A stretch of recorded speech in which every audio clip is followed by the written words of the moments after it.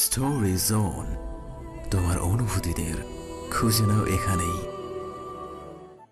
এমন কথা কানে পৌঁছাতে আরুর চোখ বড় বড় হয়ে যায়। সে অবাক নয়নে রুদ্ধের পানি চায়। রুদ্ধ এবার তাকে ছেড়ে কিছুটা দূরে সরে দাঁড়ায়। আর দম ছেড়ে বাঁচে, গভীর নিঃশ্বাস নেয়। চারিদিকে বৃষ্টিও কিছুটা কমে আসছে। আর এক সেকেন্ড না দাঁড়িয়ে এক মুহূর্তে দৌড়ে বাসার ভেতরে প্রবেশ করে। রুমের দরজা লাগিয়ে ওয়াশরুমে চলে যায় সোজা আরু। আয়নার সামনে নিজের ভেজা শরীর দেখতে থাকে। কেমন যেন ওর সমস্ত শরীরে এখনো রুদ্ধের স্পর্শ লেগে আছে আষ্টে পৃষ্ঠে ঘিরে। আরও আয়নায় দিকে তাকিয়ে অস্পষ্ট স্বরে বলতে থাকে, আমি ছুঁয়ে দিলে আপনি কেন পড়ে যান রুদ্র ভাই? আমি না হয় আপনাকে ভালোবাসি বলে আপনার স্পর্শ আমায় কাঁপিয়ে দেয়, কিন্তু আমার স্পর্শ কেন আপনাকে পরিবর্তন করবে? কি হই আমি আপনার? আরও এক হাতে শাওয়ার ছেড়ে দেয়। সব কিছু যেন ধোঁয়াশা লাগছে। রুদ্ধ চায়টা কি সেটা আরুর কাছে সম্পূর্ণ অস্পষ্ট। প্রতি সেকেন্ডে সেকেন্ডে রুদ্ধের ভিন্ন রূপের সঙ্গে মোকাবেলা করতে আর পারছে না আরু। রাত প্রায় গভীর থেকে গভীর হতে যাচ্ছে। আরু জ্বরে বিছানায় ছটফট করছে। গোসল করার পর থেকে শরীরে তীব্র জ্বর, সারা শরীর কাঁপছে, এতটা খারাপ লাগছে যে না পারছে কাউকে ডাকতে, না পারছে ঠিক মতো চোখ খুলতে। মুখ দিয়ে গোঙানোর আওয়াজ বের হচ্ছে শুধু। বাইরে এখনো ঝুমঝুম বৃষ্টি পড়ছে। জানালার কাছে টুপটাপ শব্দ হচ্ছে। সম্পূর্ণরূপে অজ্ঞান হয়ে গেছে আরু। এরই মধ্যে হঠাৎ কেউ একজন আরুর রুমে প্রবেশ করলো। লোকটি ধীরে ধীরে আরুর কাছে এসে মাথায় হাত বুলিয়ে দিতে থাকলো। লোকটি চোখে মুখে চিন্তার ছাপ, সেদিক ওদিক চোখ দিয়ে কিছু একটা খোঁজার চেষ্টা করে। লোকটি আরুর মুখের দিকে কিছুটা ঝুঁকে বলতে থাকে, কষ্ট হচ্ছে আর্দ্র, অনেক কষ্ট হচ্ছে। আমার কষ্ট হচ্ছে, দেখো এখানে কিচ্ছু হবে না তোমার, এখনই সুস্থ হয়ে যাবে। দেখো আমি চলে এসেছি।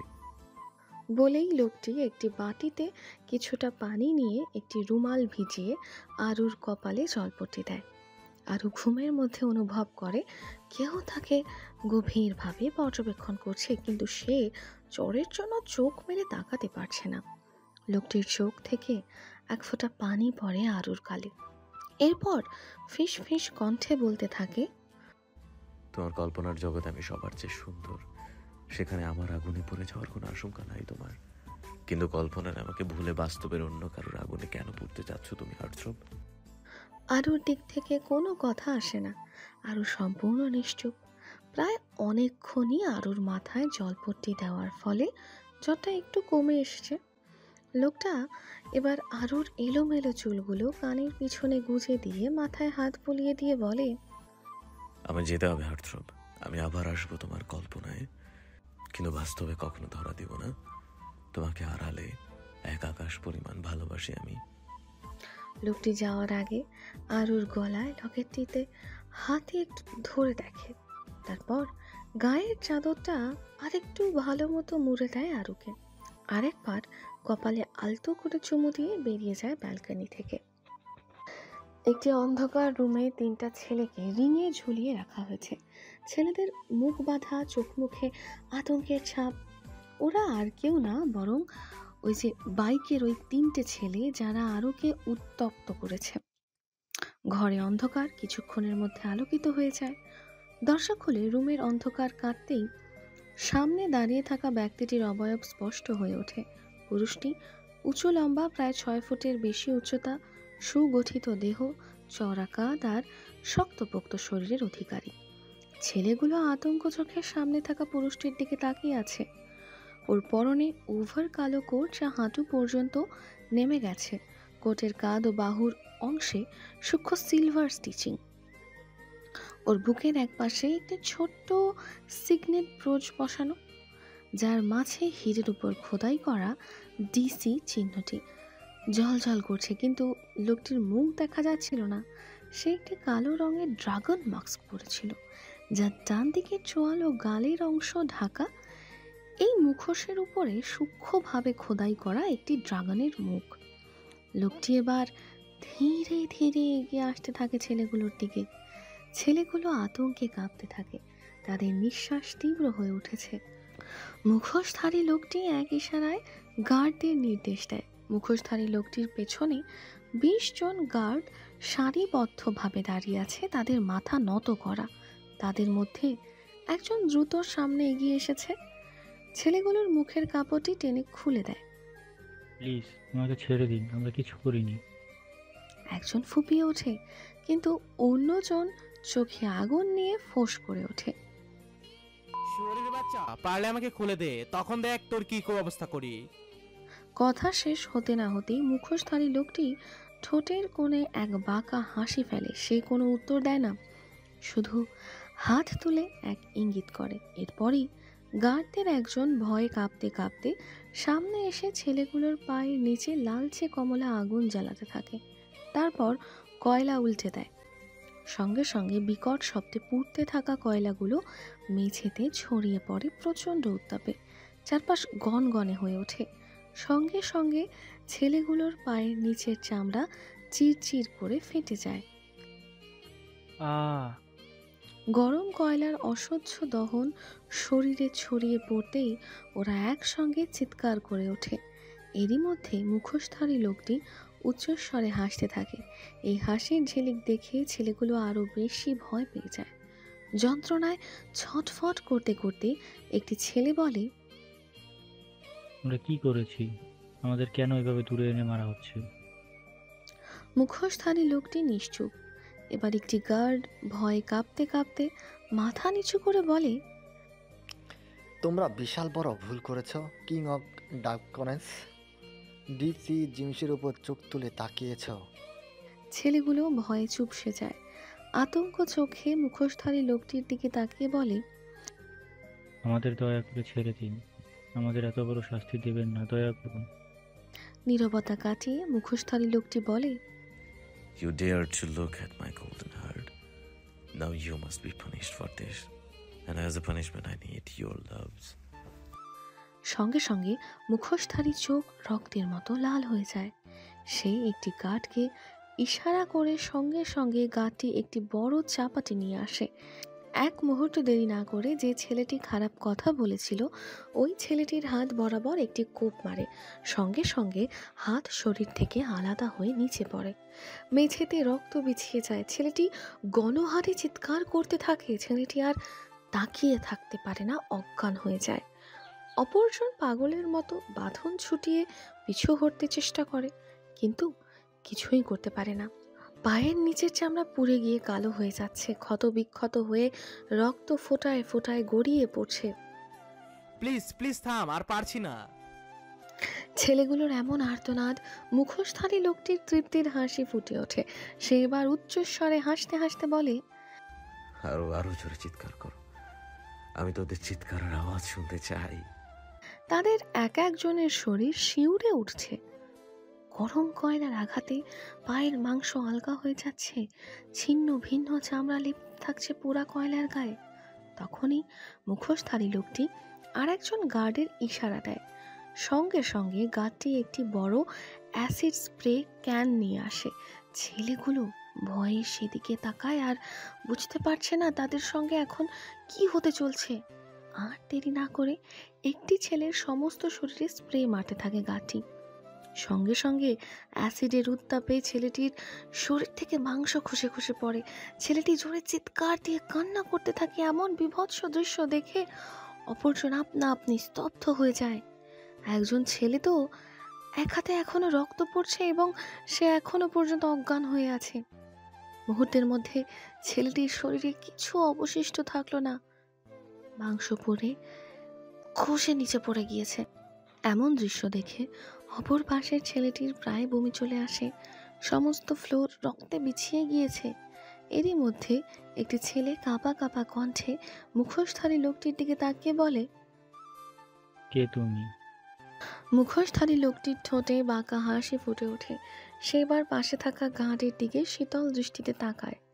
সঙ্গে সঙ্গে গার্ডগুলো ভয় কাঁপতে থাকা মাথা নিচে করে কাঁপা কাঁপা কণ্ঠে বলে, He is the king of dark and Daemon Cassius.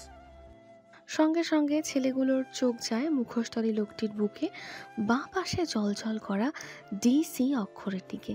ছেলেটি কাঁপা কাঁপা কণ্ঠে বলে, প্লিজ আমাকে ক্ষমা করে দাও, আমাদেরকে ছেড়ে দাও, আমরা বাঁচতে চাই, দয়া করে আমাদেরকে মেরো না।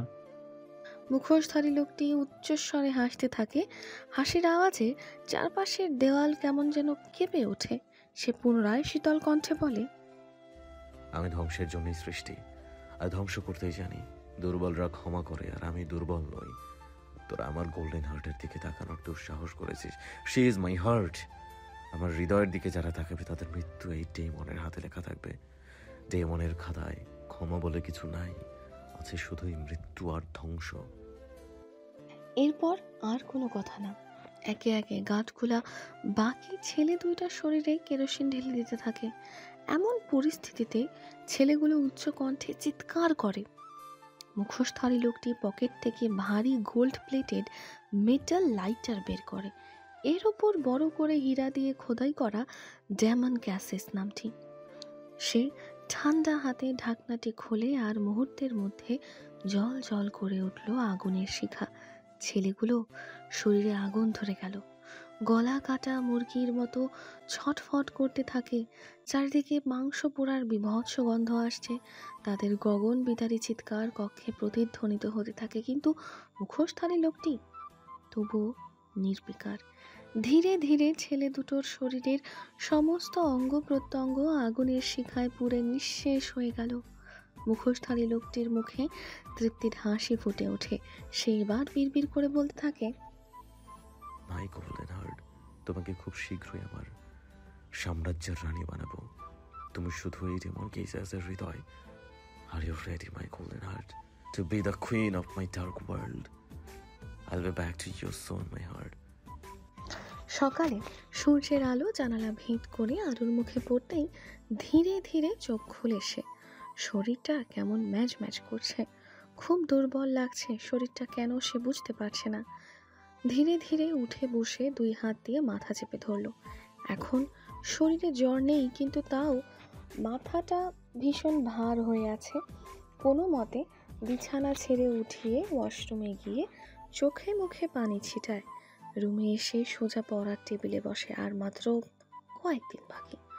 পরীক্ষার নোটবুকগুলো চেক করতে থাকে। মাথা ঝিনঝিন করছে, তারপরও চোখ টেনে খুলে পড়ছে। প্রায় 2 ঘন্টা বসে পড়াশোনা কমপ্লিট করে আরু। এরই মধ্যে হঠাৎ দরজা খুলে আয়ান প্রবেশ করে। আয়ানকে দেখে আরু মুচকি হেসে উঠে দাঁড়ায়। আয়ান হাতে থাকা ব্রেকফাস্ট টেবিলে রেখে বলতে থাকে, তোর পরীক্ষা, তাই তোকে খাবার জন্য নিচে ডাকলাম না।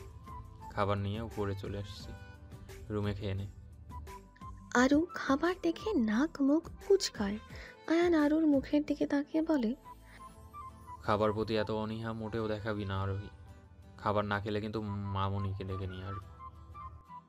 আচ্ছা ভাইয়া, আমি খেয়ে নিব। আয়ান কিছু না বলে চলে যায়। আরু খাবারের দিকে তাকিয়ে বিরক্তি করে। এখন মোটেও খাবার খেতে ইচ্ছে করছে না, কিন্তু কি করা যায়। তখন হঠাৎ চোখ যায় জানালার দিকে। মাথায় তাৎক্ষণিক বুদ্ধি আসে। সে খাবারটা নিয়ে জানালা দিয়ে ফেলে দেয়। সে যখনই পিছন দিকে ফিরতে যাবে, তাৎক্ষণিক শক্তপোক্ত কিছুর সঙ্গে ধাক্কা খেয়ে পড়ে যেতে লাগলো। একজোড়া হাত ওর কোমর চেপে ধরে। আরও বুঝতে পারে না ঘরের মাঝখানে খাম্বা কোথা থেকে এলো। তারপর ধীরে ধীরে চোখ খুলে তাকাতেই গা শিউরে উঠল। যেখানে বাঘের ভয়, সেখানেই সন্ধ্যা হয়। রুদ্ধ বাঘের মতো চোখ করে ওর দিকে তাকিয়ে আছে। আরও দ্রুত রুদ্ধের কাছ থেকে নিজেকে ছাড়িয়ে দূরে সরে যায়। ভয়ে ওর আত্মা কেঁপে যাচ্ছে। এখন কি হবে সেটা ভাবলে। কয়েক মুহূর্ত কেউ কথা বলল না। তারপর ভয়ানক শান্ত কণ্ঠে রুদ্ধ বলে, তুই কি করেছিলি? তুই কি মনে করেছিস আমি কিছু দেখতে পাইনি? আরুর শরীর একেবারে জমে গেল। সে জানে এখন পালানোরও উপায় নেই, কথাও বানানো যাবে না। কিন্তু কিছু না বললেই বিপদ আরও বাড়বে। আসলে আমি ভাবলাম পাখিরা তো না খেয়ে থাকে, তাই তাদের জন্য। চুপ! রুদ্ধের কণ্ঠ এতটাই ধারালো শোনালো যে আরও কেঁপে উঠল। রুদ্ধ পুনরায় আরুর দিকে তাকিয়ে উচ্চ কণ্ঠে বলে, হ্যালো ডিয়ার লিসেনার্স, আপনারা শুনছেন স্টোরিজ অন প্রেজেন্স ধারাবাহিক পর্ব গল্প। আমাদের সামগ্রিক প্রচেষ্টাকে উৎসাহিত করতে লাইক এন্ড কমেন্ট করতে ভুলবেন না। Thank you. তুই জানিস তুই কি করেছিস? তোর সাহস কি করে হলো খাবার ফেলে দেওয়ার বাইরে? ইচ্ছে তো করছে তোর কলিজাটা টেনে ছিঁড়ে ফেলি আমি এখন। দিন দিন বেয়াদব হচ্ছিস, কোনো ভদ্রতা আমি তোর মধ্যে দেখতে পাচ্ছি না। আরও এবার চোখ ছলছল করে ওঠে। রুদ্ধ ভাইয়া সব সময় কেন এমন করে? কখনো একটু ভালো মতো কথা বলে না, কখনো নরম তো কখনো আগুনের মতো গরম হয়ে ওঠে। আরও মাথা নিচু করে বলতে থাকে। আমার খেতে ইচ্ছে করছিল না তাই। রুদ্ধ মেজাজ তীর তীর করে গরম হতে থাকে। সে আরুর পানে তাকিয়ে দাঁতে দাঁত চেপে বলে, থাপড়ে গাল লাল করে দেবো বেয়াদব। তোর মুখ থেকে যদি আমি একটা শব্দ শুনি, চুপচাপ বিছানায় গিয়ে বস, আমি আসছি এখনই। রুদ্ধ আর এক মুহূর্ত না দাঁড়িয়ে রুম থেকে বেরিয়ে যায়। আরও ভাঙা চোখে সেদিকে তাকিয়ে থাকে, মন খারাপ করে চুপচাপ বিছানায় গিয়ে বসে পড়ে। এখন ভীষণ কান্না করতে মন চাচ্ছে। তা জানের প্রাণের কলিজার ফুসফুসের রুদ্ধ ভাইয়া তাকে কিছু বললে বুকটা এমনি ফেটে যায়। কিছুক্ষণের মধ্যেই রুদ্ধ 2 প্লেট ভাত নিয়ে রুমে প্রবেশ করে আরুর সামনে এসে বসলো। আরু প্লেটে ভাত দেখে থতমত খেয়ে গেছে। সকালবেলা ভাত কে খায়? সে তো কখনো খায়ও না। তাহলে কি রুদ্ধ এখন তাকে জোর করে ভাত খাওয়াবে? ভাবলে কলিজা কেঁপে উঠছে। রুদ্ধ থমথমে গলায় বলল, এভাবে হা করে কি দেখছিস? সব তো তোর জন্য এনেছি। আরু বিস্ময়ের চরম পর্যায়ে গিয়ে বলল, এগুলো আমি একা কিভাবে খাবো? রুদ্ধ ভাত মাখাতে মাখাতে নির্লিপ্ত গলায় বলল, খাবার ফেলে দেওয়ার সময় মনে ছিল না? এটা তোর শাস্তি। রুদ্ধ খাবার আরুর মুখের সামনে ধরল। আরু কোনো উপায় না দেখে দ্রুত এক লোকমা মুখে তুলে দিল। ধীরে ধীরে খেতে থাকলো। অনেকক্ষণ পর 1 প্লেট শেষ হয়ে যায়। আরও এবার দীর্ঘ নিঃশ্বাস ফেলে। সে ভেবেছে এবার হয়তো খাবারের পালা শেষ। আরুর চোখ বড় বড় হয়ে যায়। সে ভয়তে ভয়তে বলে, রুদ্র ভাইয়া প্লিজ, আর পারছি না। রুদ্ধ সরু দৃষ্টিতে আরুর দিকে তাকিয়ে বলতে থাকে, ভাত খাবি নাকি আমার হাতে চর খাবি, কোনটা? আরু কাঁদো কাঁদো ফেস নিয়ে বলে, কোনোটাই খাবো না। রুদ্ধ এবার উচ্চস্বরে ধমক দিয়ে বলে, থাপড়ায় গাল লাল করে দেবো অসভ্য মেয়ে। তোর মুখ থেকে যদি আর আমি একটা কথা শুনেছি, আয় চুপচাপ হা কর। আরু ভয়তে কেঁপে ওঠে। আর একটা কথা বলার সাহস নাই। চুপচাপ রুদ্ধ আর 1 প্লেট ভাত খাইয়ে দিতে শুরু করে। আরুর মনে মনে ভীষণ রাগ হয়। সেবার রেগে জোরে কামড় বসায় রুদ্ধর হাতে। রুদ্ধ কিছুটা চ জাতীয় শব্দ মুখ থেকে বের করলো। বড় বড় চোখ করে আরুর পানে তাকিয়ে বলে, আরুর চোখ বড় বড় হয়ে যায়। গাল ভর্তি খাবার, লজ্জায় আর কোনো কথা বলতে পারে না। পেট ফেটে যাচ্ছিল কিন্তু তাও মুখ দিয়ে টু শব্দ করতে পারেনি। জোর জবরদস্তি করে রুদ্ধ আরুকে 2 প্লেট ভাত খাইয়ে শেষ করে। রুদ্ধ প্লেট টেবিলে রেখে ওয়াশরুমে গিয়ে হাত ধুয়ে আসে। আরু ঠোঁট চেপে নিজের কান্না আটকানোর চেষ্টা করছে অনেকক্ষণ ধরে। রুদ্ধ আরুর দিকে সরু দৃষ্টিতে তাকিয়ে বলে, এমন করে আছিস কেন? এমন ভাব ধরছিস কে যেন তোকে মেরেছে। এমন কথা আরুর কাছে কাটা ঘায়ে নুন ছিটার মতো লাগলো। কিছুক্ষণ আগে যা করলো এটা কি কম অত্যাচার? এখন এসেছে এমন ভাব করছে যেন কিছু জানেই না। আরুর অভিমানে ভেতরে রক্ত টকবক করে ফুটে উঠছে। সে অভিমানী কণ্ঠে বলে, আপনি অনেক বেশি খারাপ রুদ্র ভাইয়া। রুদ্ধ থমকে গেল। কয়েক সেকেন্ড চুপ থেকে ধীরে ধীরে 2 কদম এগিয়ে এসে বলে, তাই নাকি? আরুর ঠোঁট কেঁপে উঠল। গলাটা ভারী লাগছে কিন্তু এখন কিছু বলতে হবে।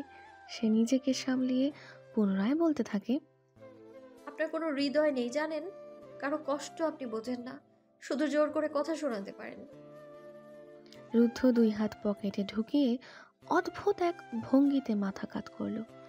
আর কিছু? আরুর এবার ভীষণ রাগ হলো। সে এবার কিছুটা উচ্চস্বরে বলে, আপনি এমনই, আমি তো আর সারা জীবন এখানে থাকবো না। একদিন আমার বিয়ে হয়ে যাবে, তারপর চলে যাব আমি, তখন এইসব করতে পারবেন না আপনি আমার সাথে। রুদ্ধ ঠোঁটের কোণে হালকা হাসলো। চোখে একটুও ভাবান্তর নেই। জেগে জেগে স্বপ্ন দেখতে থাক। আরও চোখ বড় বড় করে তাকালো, রাগে অভিমানে ঠোঁট কুঁচকে এলো। আমি কেন জেগে জেগে স্বপ্ন দেখব? আমার বিয়ে তো বাস্তবেই হবে। রুদ্ধ কাঁধ ঝাঁকিয়ে বলল, বড্ড বেশি বলছিস রোজবাদ, বেশি কথা বললে কিন্তু আবার 1 প্লেট ভাত এনে দেবো। আরও চোখ বড় বড় করে বলল। আমাকে খাওয়ার হুমকি দেবেন না। রুদ্ধ আর কোনো কথার উত্তর দিল না। চুপচাপ পেছন থেকে ফিরে যেতে লাগলে আরো বেশি অভিমান হয়। অভিমানে জমে ওঠার সঙ্গে সঙ্গে হৃদয়ের তোলপাড় বাড়তে লাগলো। অশান্ত সমুদ্রের ঢেউয়ের মতো উথাল পাথাল করছে এই অনুভূতিগুলো আরুর। বলছি, শুনছেন? হঠাৎ রুদ্ধের পা থেমে গেল অষ্টাদশীর অভিমানে গলার আওয়াজে। সেইবার পিছন থেকে ফিরে অষ্টাদশীর চোখে চোখ রাখে। সেই চোখে স্পষ্ট বোঝা যাচ্ছে এক আকাশ পরিমাণ অভিমান লুকিয়ে আছে। রুদ্ধ কিছুটা ঠান্ডা কণ্ঠে বলে, শুনছি ম্যাডাম। আরুর চোখ ভিজে এলো। এক নিঃশ্বাসে বলে ফেলল, আমার বিয়ে হওয়ার পর আমি চলে গেলে আপনার কি একবারও মনে পড়বে না আমার কথা? রুদ্ধ গভীর চোখে চেয়ে থেকে নির্লিপ্ত গলায় বলল, পৃথিবীর সব কিছুকে মনে রাখার জন্য হয়। আরুর বুকটা যেন মোচড় দিয়ে উঠল। আরও কিছু বলার চেষ্টা করলো, কিন্তু গলা দিয়ে কোনো শব্দ বের হলো না। অন্যদিকে তাকিয়ে মুখে তাচ্ছিল্য হাসি ফুটিয়ে তোলে। রুদ্ধ আর কোনো কথা বাড়ায় না, রুম থেকে বেরিয়ে যায়। আহসান খান গম্ভীর কণ্ঠে বললেন, তোমার কাছে কি আমার কথার কোনো মূল্য নাই রুদ্ধ? যেখানে লিসা মামুনির সঙ্গে তোমার এঙ্গেজমেন্ট হয়ে গেছে, দুই পরিবারের মধ্যে একটি সম্পর্ক গড়ে উঠেছে, সেখানে তোমার একটা সিদ্ধান্তের সবকিছু বদলে যেতে পারে। এই বিয়েটা কি ছেলে খেলা পেয়েছো তুমি? না, তুমি মেয়েটাকে নিয়ে কোথাও বের হও।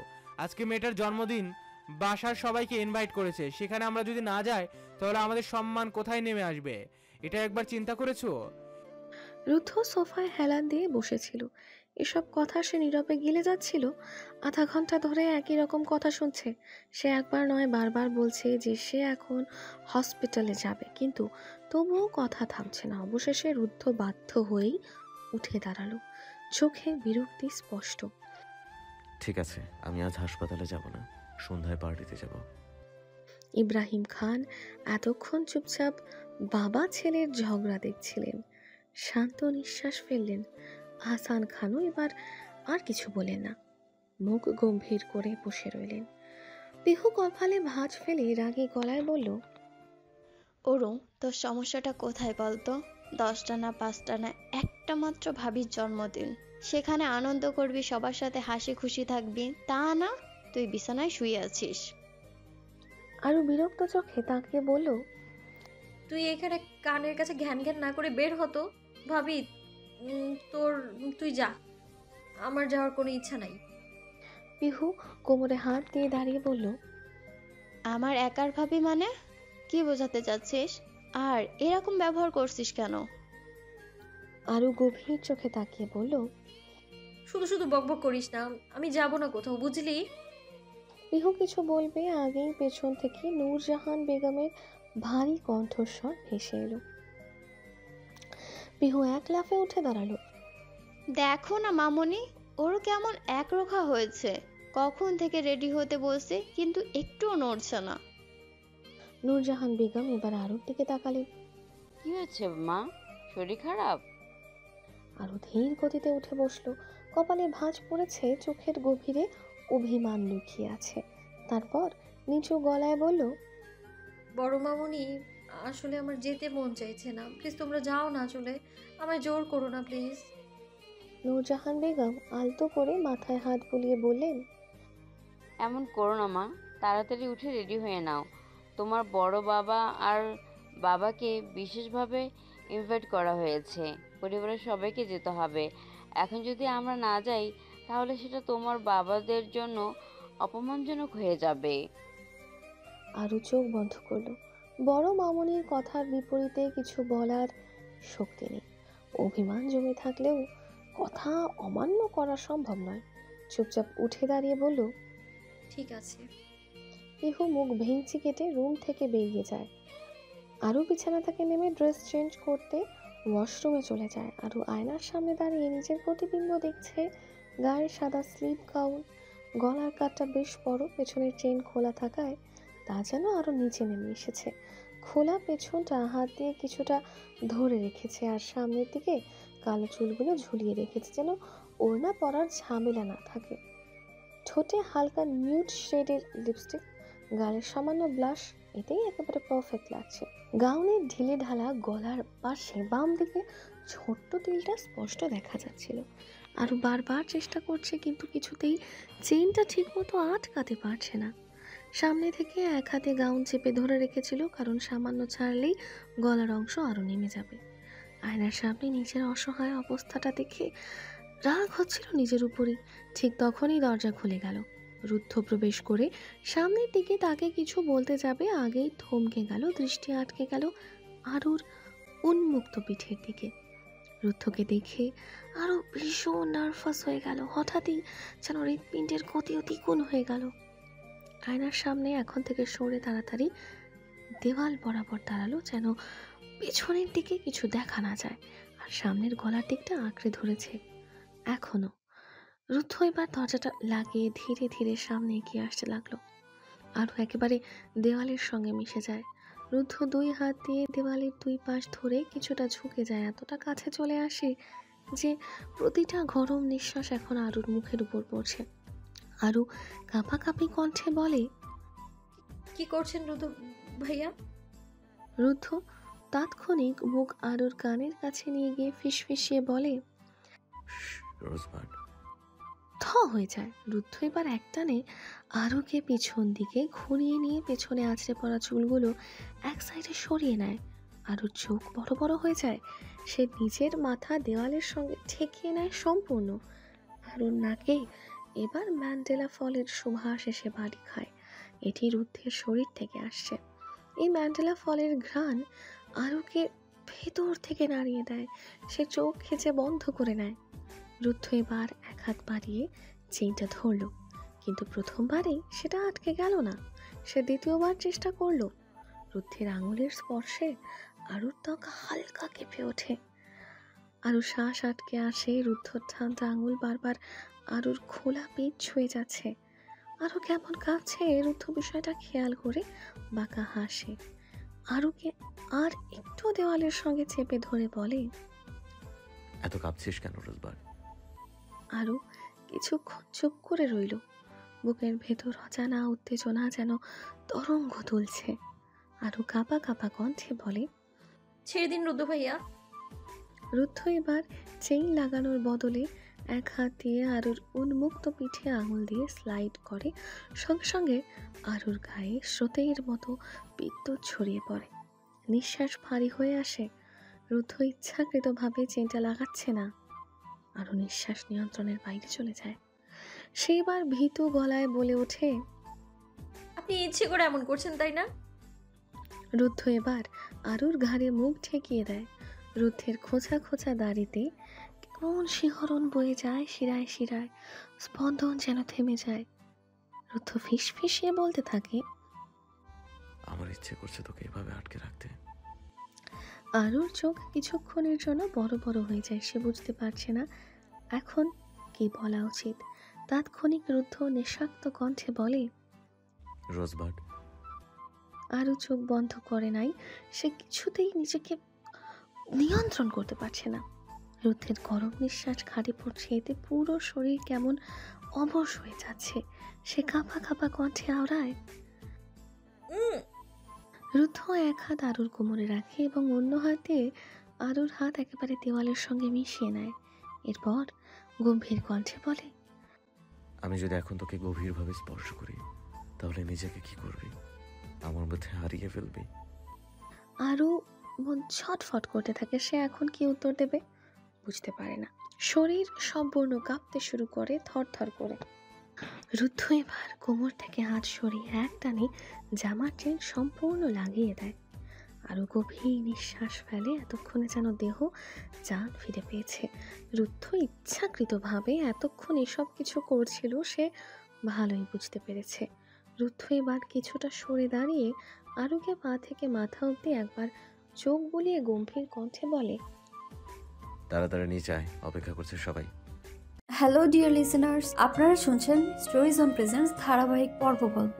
আমাদের সামগ্রিক প্রচেষ্টাকে উৎসাহিত করতে লাইক এন্ড কমেন্ট করতে ভুলবেন না। Thank you.